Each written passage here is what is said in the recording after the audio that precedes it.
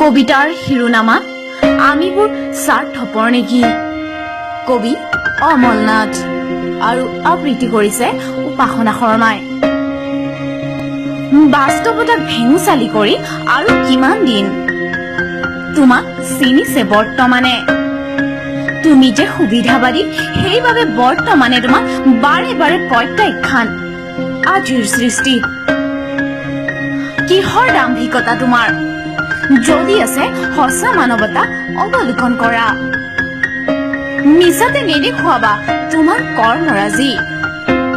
হেৰ মূৰ্খ, ইতিহাসৰ পাতে পাতে তাকে যে নকয়। নিজে নুখুজিবা তোমাৰ কৰ্মৰাজি প্ৰাপ্য। কিছুদিন অপেক্ষা কৰা। তোমাক চিন্তাক কিদৰে লৈছে বৰ্তমানে। কিয় অৰ্জুন হবগৈ নিজকে দুৰ্যোধনৰ দৰে পৰিচয় দি জঁপিয়াই পৰিছা জীৱন যুদ্ধত। তোমাকো চিনিছে বৰ্তমানে তুমি যে সুবিধাবাদী।